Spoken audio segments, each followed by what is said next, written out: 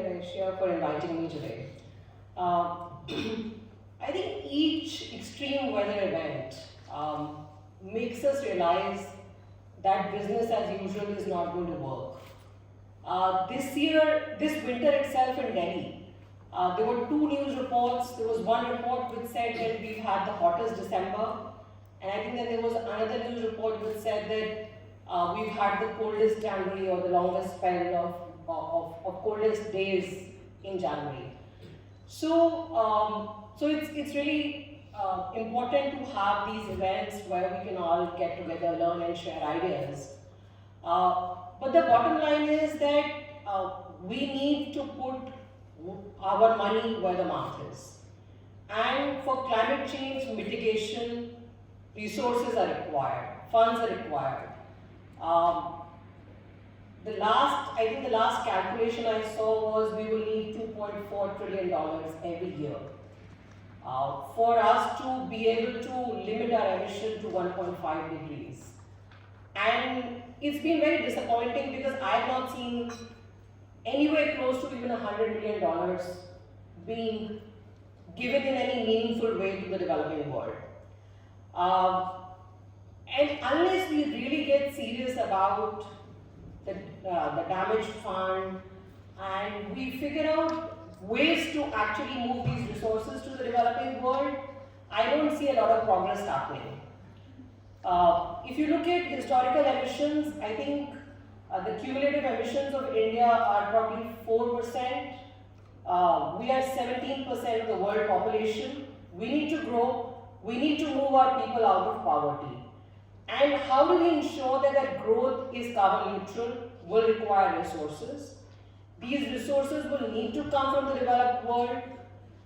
They will need to come in forms of grants, and because we cannot continue to push the developing world into the debt trap.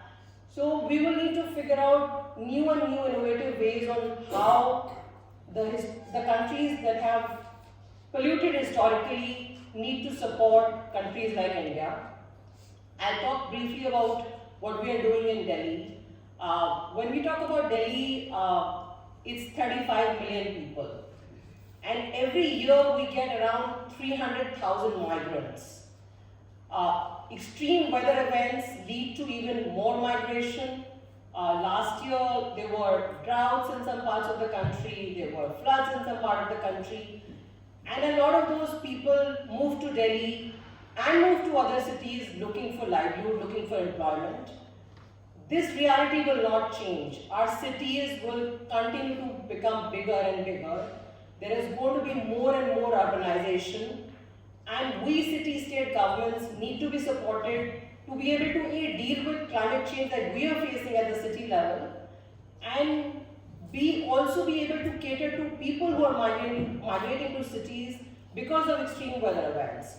Last year we did a study in some of the informal settlements of Delhi, and we spoke to some of the people who had moved from other parts of the country. There were women who moved from Uttarakhand because their houses were flooded, they had lost their livelihoods. There were people who moved from some of the agrarian states because their yields due to extreme climate events have gone down, so they've also moved to Delhi. So, I mean, there are millions and millions of stories of people who are moving to cities, and the cities need to plan and build infrastructure to cater to these people who move to cities. So in Delhi, we have 400 kilometers of metro, and some of it was actually built with Japanese cooperation. Still, it's not enough. And all the time the metro is crowded. We have placed an order for 10,000 electric buses, which I know by the time they all arrive, that will also not be enough. We will need more electric buses. So we, as Delhi government, we are committed to ensuring carbon neutrality. We are committed to ensuring that Delhi becomes a net zero city. But for all of that, we need resources. And I think bodies like this, people who are sitting here today, can be very helpful in figuring out what are those ways how cities can be helped. For example, if Delhi we have to electrify our transport, we have to decarbonize our transport.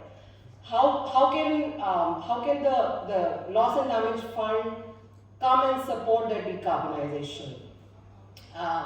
Delhi has recently launched a solar policy where we are committing to 20% of our all electricity and energy needs to be met with solar in the next 4 years.